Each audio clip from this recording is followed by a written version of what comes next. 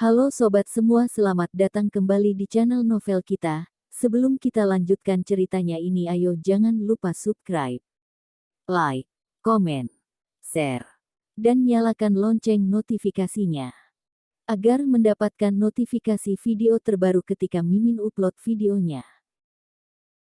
Dr. Stranger Thomas Kin, bab 191. Bukannya kamu pernah membereskannya?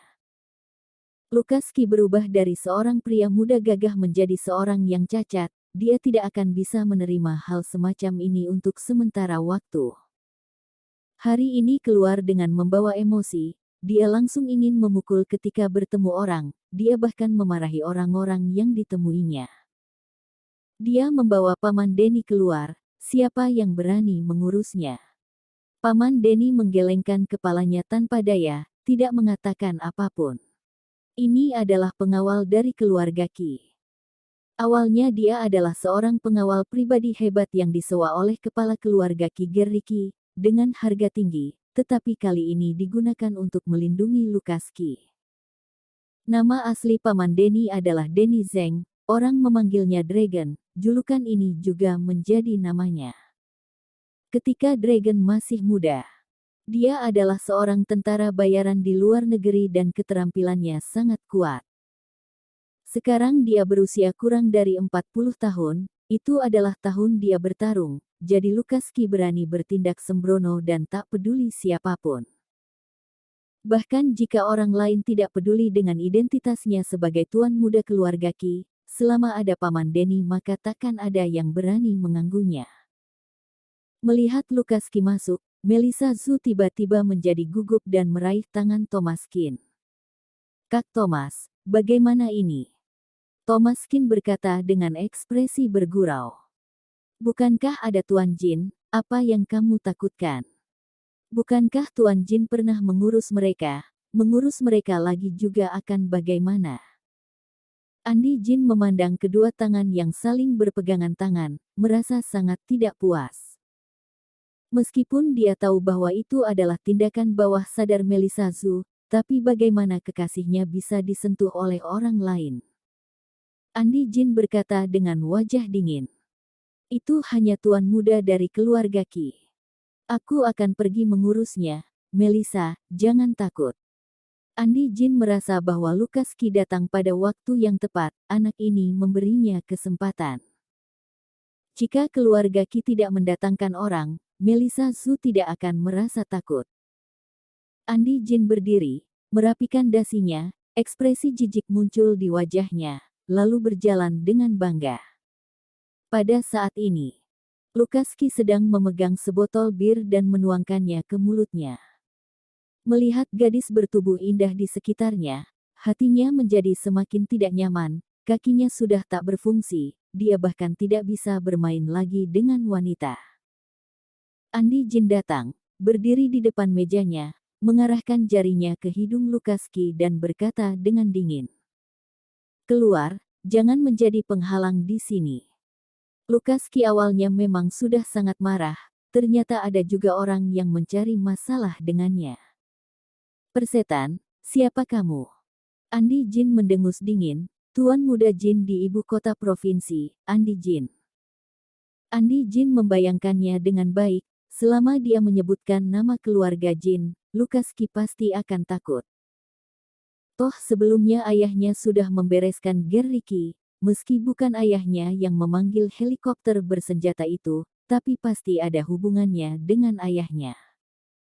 Kalau tidak, jika bukan karena bantuan keluarga Jin mereka, dapatkah keluarga Qi melepaskan Lydia Wang dengan mudah? Namun, itu sangat berbeda dari yang dibayangkan Andi Jin. Ketika suara itu jatuh, wajah Lukaski menjadi sangat dingin. Keluarga Jin. Keluarga Jin yang kecil, sekarang kamu bisa berontak. Paman Denny. Beri aku kakinya. Tidak usah bilang Andi Jin, bahkan jika ayahmu, Elian Jin, datang ke sini secara langsung, aku tetap mengurusnya. Ketika suara itu jatuh, Dragon mengangguk dan langsung menendang. Engah. Dengan satu tendangan Andi Jin langsung tergeletak di tanah, Perutnya terasa sakit, matanya berkunang-kunang dan wajahnya berubah drastis.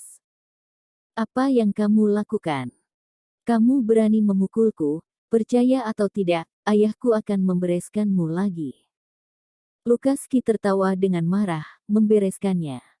Menurutmu ayahmu itu apa? Bisa memukulku. Lukaski benar-benar tersenyum, keluarga jin yang kecil, berani sombong di depannya. Dr. Stranger Thomas Kin, bab 192 Aku salah. Awalnya, kota Donghai adalah wilayah keluarga Qi. Sebagai tuan muda dari tempat lain, kamu terlalu bisa berpura-pura, bukannya itu cari mati. Paman Denny bahkan tidak memberikannya muka sama sekali, tidak berbicara omong kosong, dia langsung naik dan menendang lutut Andi Jin.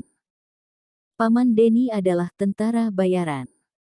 Orang biasa bukanlah lawannya sama sekali, terlebih lagi tuan muda Jin yang manja. Beberapa kali tendangan, kedua kaki Andi Jin ditendang hingga patah, tergeletak di tanah dan mulai berteriak. Aku salah, aku salah. Tuan muda Qi, tolong lepaskan aku. Andi Jin dapat melihat bahwa Lukaski gila dan sakit. Dia sama sekali tidak peduli dengan konsekuensinya, bahkan dia berani memukulnya. Melissa Zhu, yang duduk tidak jauh, mengerutkan kening, dia tidak menyangka hasilnya akan begitu. Bukankah keluarga Jin pernah membereskan keluarga Qi? Mengapa tuan muda Qi ini tidak takut padanya sama sekali? Andi Jin, yang kakinya patah, berbaring di tanah dengan tubuh berkedut dan menjadi pucat karena ketakutan. Tetap saja, Lukaski tidak merasa puas, sambil menunjuk ke arah Andi Jin. Telepon ayahmu, minta dia datang dan berlutut minta maaf padaku. Andi Jin tertegun dan hatinya merasa senang. Lukaski ini benar-benar gila, dia berani memintanya menelepon Elian Jin, bukannya dia mencari mati. Oke, aku akan menelepon sekarang. Setelah panggilan telepon, Andi Jin merasa sangat terhina. Dia jelas ingin pamer di depan Melissa Zhu, tapi kakinya patah. Andi Jin berbalik dan menunjuk ke Thomas Qin. Tuan muda Qi, yang mematahkan kakimu ada di sana. Dia sudah dipukuli, jangan harap marga Qin itu hidup damai. Lukaski mengikuti suara itu dan melihat Thomas Qin, wajahnya berubah drastis. Saat musuh bertemu, mereka terbakar emosi. Meskipun Melissa Zhu juga terlibat dalam perkelahian hari itu. Tapi kakek sudah berkata, dia tidak dapat melakukan apapun pada keluarga Zhu, ada seseorang di belakang keluarga Zhu, jadi dia harus menahannya. Tapi anak laki-laki bermarga Qin tidak memiliki latar belakang. Setelah lama mencarinya, akhirnya dia menemukannya. Paman Denny, tangkap dia. Aku akan membunuhnya. Melissa Zhu terkejut dan meraih Thomas Qin. Kak Thomas, cepat lari. Sekarang wanita itu mendapat bantuan.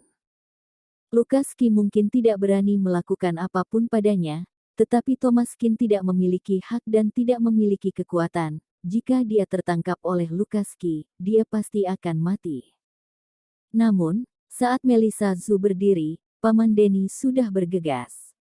Bagaimanapun, dia adalah seorang tentara bayaran dan kecepatannya pasti jauh lebih cepat daripada Melissa Zhu.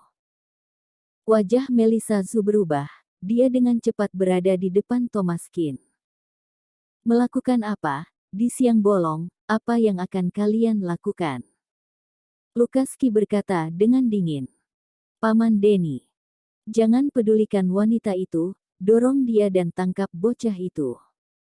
Paman Denny mengangguk. Meski wanita ini tidak bisa disakiti, tapi bukan berarti tidak boleh menyentuhnya sama sekali, mendorongnya bukanlah masalah yang besar. Namun, saat Paman Denny akan memulai, Thomas Qin tiba-tiba membuka mulutnya. Kaki kanan dalam, kaki kiri dangkal. Melihat penampilanmu, sepertinya pangkal pahamu pernah terluka. Dengan itu, Paman Denny tertegun. Ada apa dengan anak ini? Bisa melihatnya sekilas. Terutama karena Thomaskin berkata benar, membuatnya berhenti sejenak. Setelah jeda beberapa detik, Thomaskin menambahkan. Bibirnya gelap dan laringnya bengkak. Tampaknya cedera itu memengaruhi bagian vital Anda. Aku menebak, Anda tidak bisa berhubungan seks sekarang, bukan? Wajah Paman Denny berubah. Melihat perubahan ekspresinya, Thomaskin tahu bahwa dia benar dan tersenyum tipis. Ini tidak serius. Aku bisa menyembuhkannya. Bersambung.